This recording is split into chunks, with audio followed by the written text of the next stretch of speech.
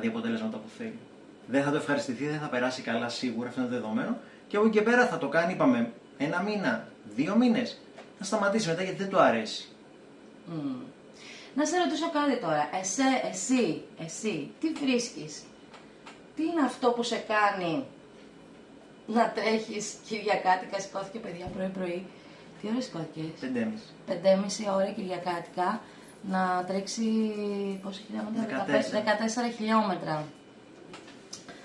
Ποιο είναι αυτό που σε κάνει να θέλεις να τρέξεις 14 χιλιόμετρα Κυριακή?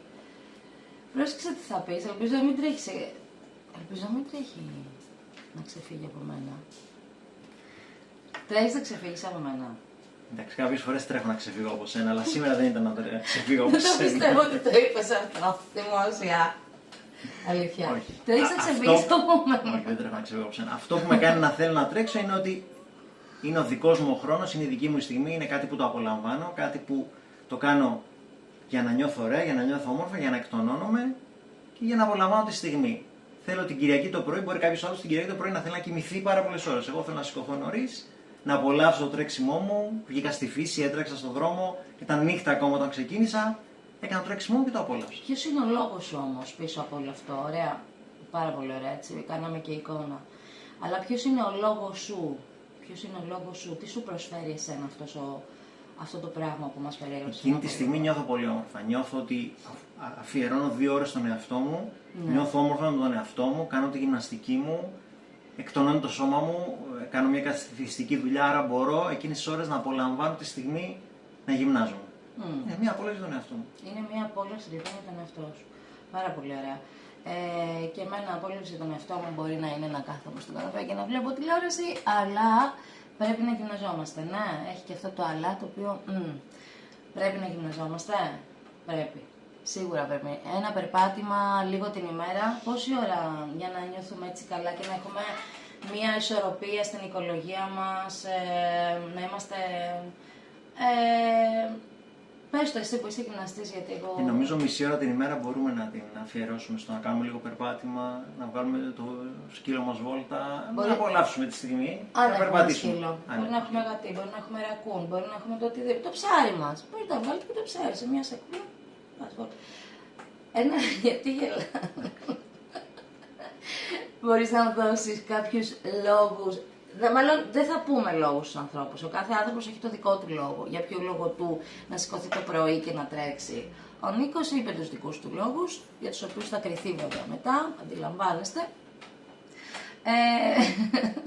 Ο κάθε άνθρωπος έχει όντως το δικό του λόγο, θα πρέπει να ψάξει να βρει τι τον ευχαριστεί, τι μπορεί να κάνει για να νιώσει όμορφα και αυτό να κάνει. Εντάξει, να σου πω κάτι. Εσύ το βλέπεις τώρα από την πλευρά του γυμναστή που σας ευχαριστεί η γυμναστική. Εμένα δεν με ευχαριστεί, το ξαναλέω. Είναι κάτι το οποίο δεν το μπορώ, δεν μ' αρέσει. Απλά το κάνω γιατί ξέρω ότι είναι θέμα υγείας. Θέλω να ζήσω, ρε παιδί μου. Δεν θέλω να ζήσω. Και επειδή έχει παρατηρηθεί ότι στην ψυχολογία μου έχει βοηθήσει πάρα πολύ το να σηκώνομαι και να περπατάω. Άρα δεν είναι μόνο, αγαπητέ γυμναστή μου, το... Πώς το είπες, ξαναπες το, εσύ? Ποιο? Η ικανοποίηση της στιγμής, το να απολαύσει τη στιγμή. Το να απολαύσω τη στιγμή, πάρα πολύ ωραία. Είναι και θέματα, μπορεί να είναι και λόγοι υγείας, μπορεί να είναι και λόγοι ομορφιάς, να χάσουμε τα κιλά μας ή να διατηρήσουμε τα κιλά μας. Ομορφιάς με βάση τα δεδομένα, γιατί και εγώ πανέμορφη είμαι με τα κιλά μου. Λοιπόν, αυτά είχαμε να πούμε, άρα καταλαβαίνουμε ότι το να κάνουμε κάτι πέρα και έξω από την οικολογία μας, σίγουρα δεν θα μας βοηθήσει. Μπορεί να έρχονται καθημερινά και να σου λένε ναι, πρέπει ο γιατρός Μαρία μου λέει πρέπει να κάνεις γυμναστική. Εντάξει, γιατρέ, θα κάνω γυμναστική, δεν πάω στο γυμναστήριο.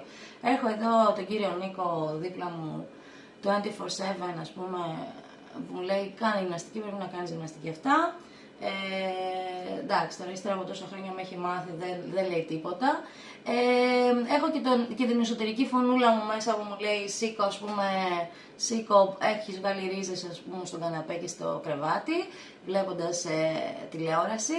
Άρα κάθομαι λοιπόν εγώ, το ψάχνω και βρίσκω αυτό το οποίο ταιριάζει σε μένα. Και αυτό που μου ταιριάζει σε μένα είναι αυτό που είδατε χθες. Δηλαδή να σηκωθώ το πρωί, το Σάββατο συνήθως την Κυριακή, να περπατήσω μέσα στο δάσος που αγαπάω πάρα πολύ, με το σκύλο μου και να κάνουμε αυτό το οποίο ταιριάζει σε μένα. Να κάνω αυτό που ταιριάζει σε μένα. Και όπως λέει εδώ και ο ειδικός, είναι και αυτό μια μορφή γυμναστικής. Ορίστε. Είναι μια μορφή άσκησης. Είναι μια μορφή άσκησης. Και όταν το απολαμβάνουμε, σίγουρα θα μας προσφέρει ωφέλη από το να κάνουμε κάτι χωρίς να το απολαμβάνουμε. Άρα πολλαπλασιάζεται το κέρδος αν το απολαμβάνουμε. Σίγουρα. Και αν το απολαύσουμε μία φορά, θα το ξανακάνουμε, θα το κάνουμε και την επόμενη φορά και την επόμενη Κυριακή. Άρα θα υπάρξει μία επανάληψη που σίγουρα θα μας βοηθήσει. Θα αγκυρώσουμε δηλαδή, θα κάνουμε μια ωραία αγκυρούλα του τύπου όπως κάνει ο Νίκος, σηκώνεται το πρωί 5,5 ώρα. Αγκυρώνω την ώρα που θέλω εγώ, που μου αρέσει, που με εμπνέει, την ώρα που βγαίνει ο ήλιος, την ώρα που πέφτει ο ήλιος, στη θάλασσα, στο βουνό, όπου θέλει, στο γυμναστήριο, πάνω στο διάδρομο, κάτω από το διάδρομο, όπου θέλει, αγκυρώνει και ξέρει ότι εκείνη την ώρα θα κάνει κάτι το οποίο θα του προσφέρει απόλαυση ή για το δικό του λόγο, που μπορεί να είναι χαρά, απόλαυση, υγεία, ό,τι θέλει ο καθένας, αρκεί να βρούμε το δικό μας λόγο και να σεβαστούμε την οικολογία μας. Ναι, να τους χαιρετήσουμε τους ανθρώπους, γιατί πρέπει να σεβαστούμε την οικολογία τους, δεν πρέπει να τους μιλάμε πάρα πολύ ώρα, για να μην κουράσουμε. Ας πιούμε το καφεδάκι μας.